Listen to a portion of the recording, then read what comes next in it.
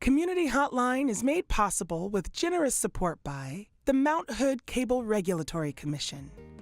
The Mount Hood Cable Regulatory Commission advocates on behalf of the public interest on communications policy issues at the local, state, and federal levels.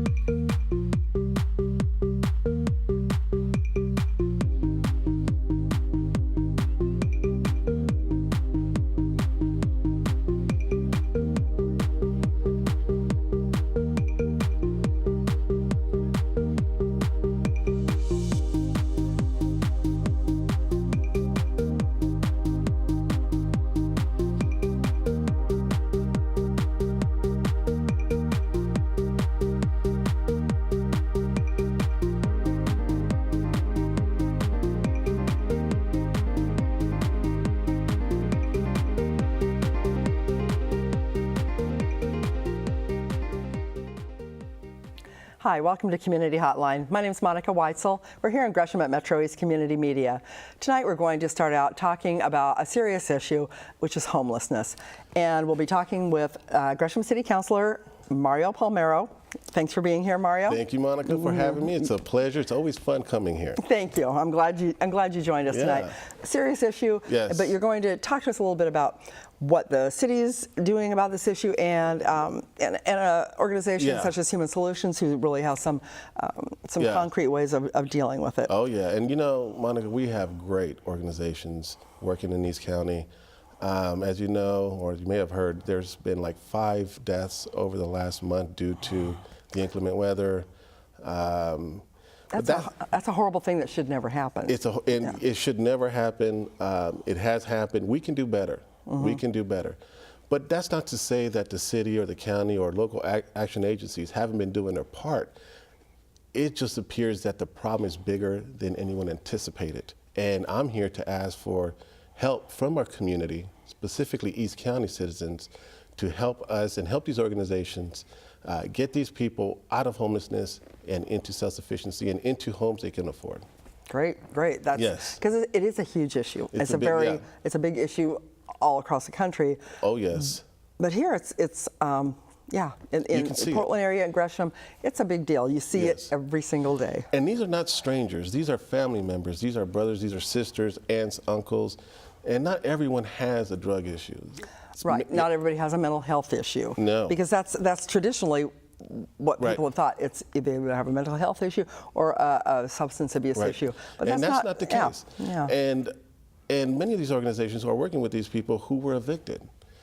You know, they've been living in their apartments for years, decades, and all of a sudden, you know, their property gets bought up by some new agency, and now they doubled their rent or tripled the rent sometimes, and they can't afford that. Right. And so instead of being evicted, they choose to become homeless.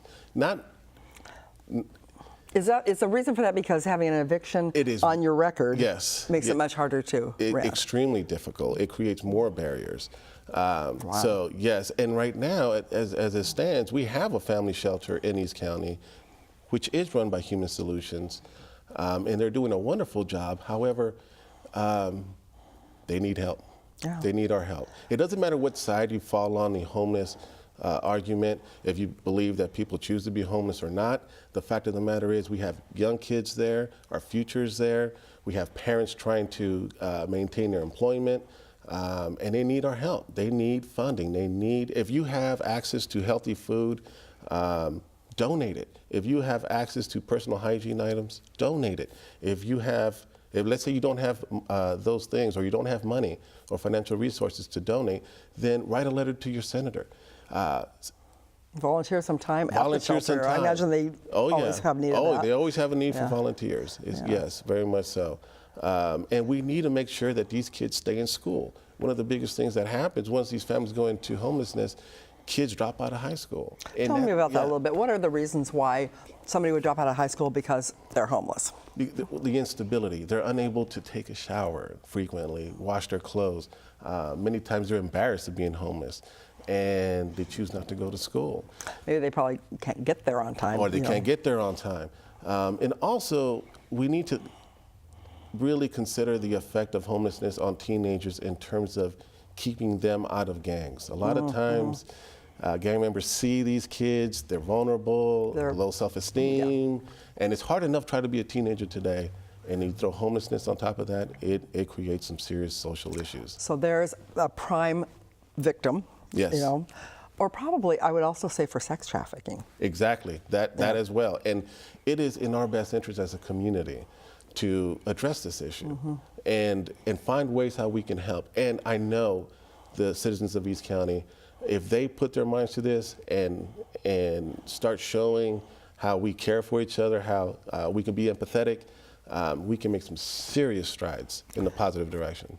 Yeah. You know, you mentioned the Human Solutions, the family shelter. That came about really quickly as far as I knew. I mean, it was like all of a sudden this building was available, and it wasn't very long at all before they had that up and running. It was not tell very me a little long. bit about that? Well, yeah, you know, since the gentrification of Portland and the fact that we don't have any rent controls, the people at the county and people at Human Solutions who are very bright, very smart, they saw this coming, and also the city of Gresham saw this coming. The mayor has made great strides in trying to prevent homelessness, provide opportunities, jobs, a pathway forward for our citizens. They saw this coming. They worked together, they opened it, and it's on 160th and Stark. I don't know if you've ever been there. I don't know if we have a picture of that. Actually, we do. We have some pictures, so maybe we can take a look at them. That used to be a restaurant that I went to as a kid with my parents, and then it was a strip bar, right? It was the vegan strip club. Bar, but we're trying to do away with those here in East County, and it's a shelter now. And there's a picture. But it was called The Woodshed. The Woodshed, yeah. Yes, the Woodshed. It was good too. But so this building was being vacated, or? It was vacant, and the people at Human Solutions found it and decided to make a shelter out of it. And they snapped that up quickly. Yes. So this must be the grand opening, is that what this is? Or were these people working on it maybe? Because that looks like a bunch of, like maybe some construction people or something there too. But the majority of the people who stay there now are children. Oh, wow. Yeah, children and fathers can stay there with their wives and their children. Which is unusual. Right. My father's house, is that my father's place? Yeah, my father's place. Yeah. Yeah, that they allow families, but most places it's women and children. Right. Or single men alone. Right. I mean, they don't. And this place allows families to stay together, and that's the place there. Yeah, that's the. That's nice. Is that like the lobby area? Or that's the lobby area, but it is packed. Really? So this is when it first opened. It wasn't being occupied yet. Oh yeah, and there's the cots that you sleep in. Now I did stop in there briefly, and this room had a whole lot more cots in it than that. Oh yes, yes. You did stop by there briefly. Yeah. And there's some of the families there. So this is an emergency shelter, correct? Yeah. So we're talking about people that just have no place to go. No place to go. And how long do they usually stay here? Well, it is the intent of Human Solutions, as well as other organizations that work with Human Solutions, like Join, Catholic Charities, SEI, to get these people into housing and get them employed if possible, or on the pathway to Social Security if they have a disability, or to refer them to mental health or drug and alcohol programs. Whatever it takes to get them back into a stable housing situation. Yes, and what's important about Human Solutions and Join and all these organizations in these counties that they are trying to help people out of homelessness. Right. It's not a handout. It's not a handout. It's a handout, Yeah. and we need the community's help. We need the community to stand up and say no more. This should not be happening in the United States. People dying because they're out in the cold. Yes. It's not okay. It's not okay. It's not okay. It's not okay. And the thought of it being a lot of kids. It just breaks my heart. You know? Yes, and it's tough on parents and on the children, and on teenagers. I feel for the teenagers because it's so difficult being a teenager, and there's a lot of bullying going on in schools, and these kids are going through a lot, you know, and we need to stop the cycle of poverty. We need to make a concerted effort to make sure this doesn't happen again. So like I said before, if you have time, volunteer. If you have money, donate it. If you don't, write a letter to our senators to continue the support of the organizations that we have now, but also to continue the support of future programs, so we can get these people off of poverty. You know, it's a sticky situation. It is. And like, you know, we were talking about earlier, people a lot of times think, you know, it's a mental health issue, it's a substance abuse issue, but we know that's not the case. True. And there's so many families that in the past would have been fine, but the rent has gone up, and there's not enough low-income housing. No, there isn't. There isn't. And many of these families are employed. They have but their they still jobs. can't make it. I mean, I know. They can't make it. Yeah, they go to work. They're at the shelter. They go to work, and it is tough going to work while you're in the shelter. It is tough getting your kids to school while you're in the shelter, and then going to work and having to do everything all over again. Provide food for them. How do you provide food for somebody if you're homeless? Right. You know, I mean. Well, I know, and let me just say thank you to all the churches, religious-based organizations that provide food for our homeless population, specifically at the shelter. Thank you very much. But we do need more healthy foods for these kids. But yeah, it is tough to provide food for these families. When you have dozens of families in a shelter, it's kind of hard to make food and cook food for everyone. Well, if you're not in a shelter, if you're out on the Springwater Trail corridor, or if you're, you know, on some embankment somewhere, and you know, you have to. And we don't want people out there. Of course not, and it's dangerous. It's dangerous for them. There's the cold. There's and then how are you going to cook something when you're, you know? I mean, and we're trying to get. I mean, the city of Gresham and the mayor worked with an organization called Join to get workers out there to connect with these people or these families who are out on the trail and get them connected to resources. And they've done a wonderful job of doing that. I want that to continue. I don't want to see any more deaths in East County. I don't want to see any more reports of sex trafficking. We need to start working on this from our own backyard. We need to start from the bottom up. And we can do this. This is a solvable issue. That, you know, what you said about your own backyard is key, because most of these people that are homeless now are people that were your neighbors. You know, they may they may have lived a block away from you or next door or whatever, and you know, circumstances change. It could be one medical health issue, and then you can't pay your rent. You never know. I mean, and we're not even talking about those people who are on fixed income, who are retired. They paid their dues, they worked, they paid into the system, and now they can't afford their rent because there is no rent control. We're not even talking about that segment of society. It's a segment of society that lives in mobile housing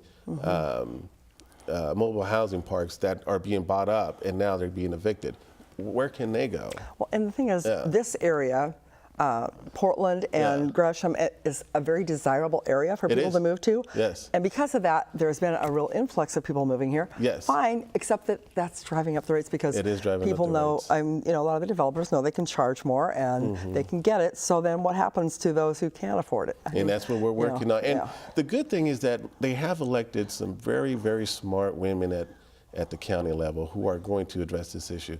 The city of Gresham is mostly women at the county level. It's the dream team. There you go. I like that. So we expect a lot of that out of that organization, and also in the city, you know, city of Gresham, we're working with city of Portland. I think Councilor Eccles is our representative to address these issues of affordable housing. So that's what we're trying to move at, working well with Home Forward as well, Section 8 vouchers. Yes, those are always very, very important. There's some really good organizations. Very good organizations, to make a difference. And they're working together. Yes, see, that's great. You know, when I first started doing this show, interviewing nonprofits, way back then, I mean, it was probably like 7, 8 years ago, organizations weren't working as collaboratively as they do now. Now, you have to get anything done. You really need to work together, and I mean, that's a really good thing. So you know, I have this, you have this. We'll work together. We can do more. We're stronger together. So I think that's a really good thing. Yes, and before the city's position was not to get involved in homeless issues. The mayor has made a change. Well, it's right in your face now. You can't ignore it anymore. And you want to have the mayor on your side. It's like having Michael Jordan on your team. I mean, that guy is good. He can get things done. He can get things done. And We have a liaison. The city of Gresham now has a liaison for homeless families or people who are homeless that works in the city, and he's all over town. Doesn't matter where you're at, he'll find you. If you need help, he'll go out there and connect you to the resources that you need to change. So he's out there. His name is Aaron. Works for the city. Another idea from the mayor. It's a great idea, and I just hope that we continue this path of helping those most in need.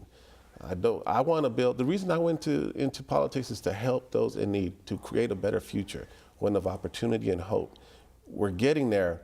It's a lot of work. It's a lot of work, though. It's an uphill battle. Yeah. Yeah. Tell me what if somebody is in a situation where eviction is imminent, or they're in danger of losing their job, or there's something that threatens the stability of their home life, and they may end up being homeless.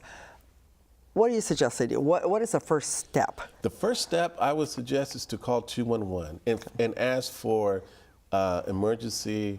Let's say you're paying rent and your rent is short and you just need a little bit of help. Call 211. Or you can call organizations directly and ask for short-term assistance.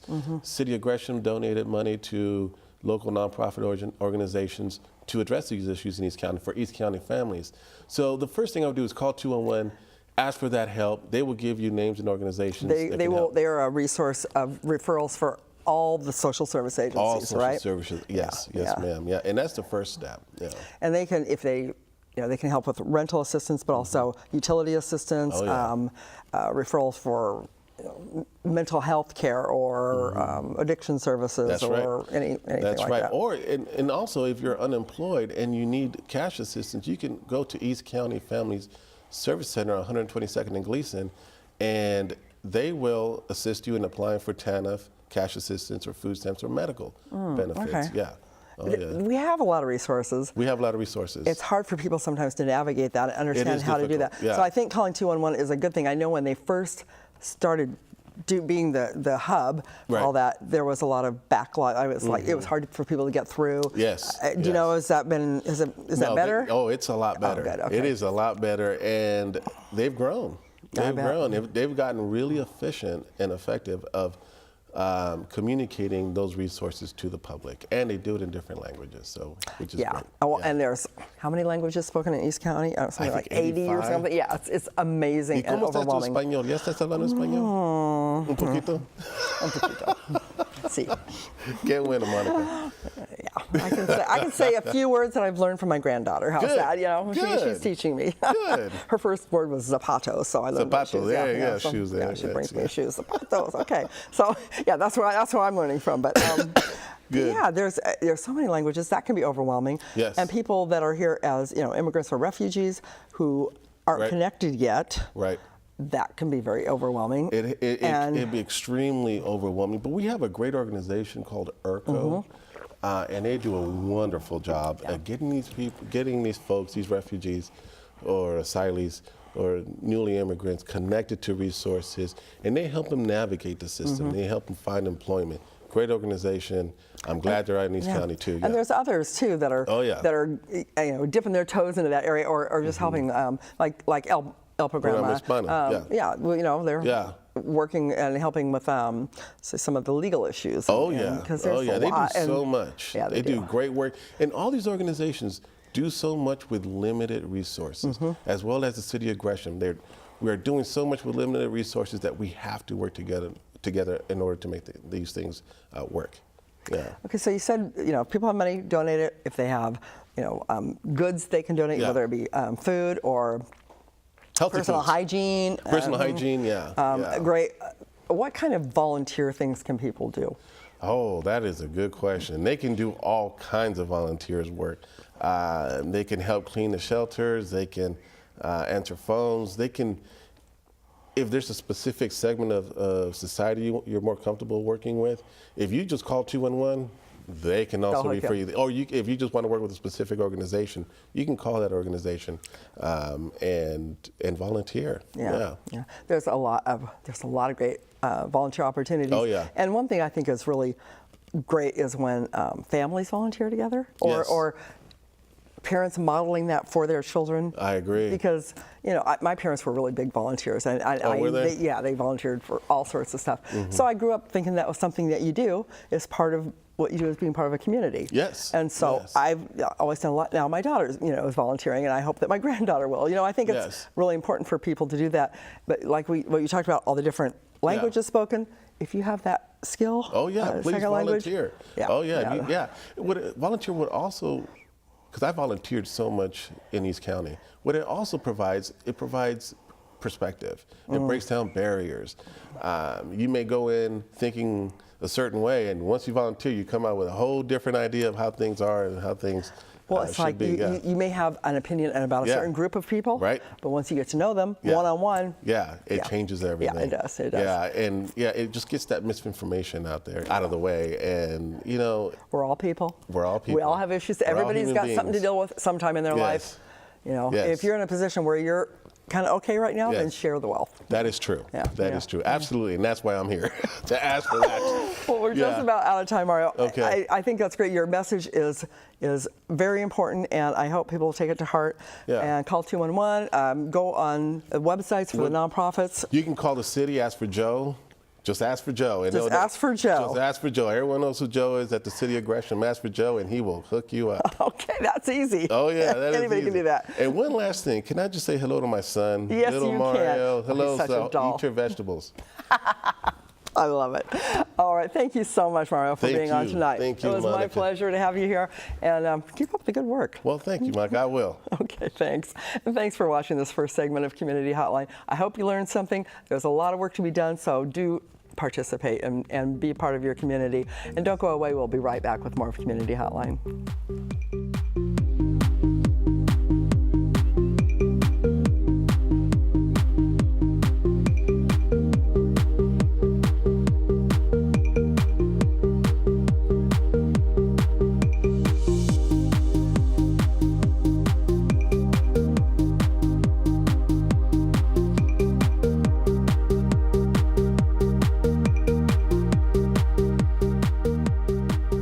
Community Hotline is made possible with generous support by the Mount Hood Cable Regulatory Commission. The Mount Hood Cable Regulatory Commission advocates on behalf of the public interest on communications policy issues at the local, state, and federal levels.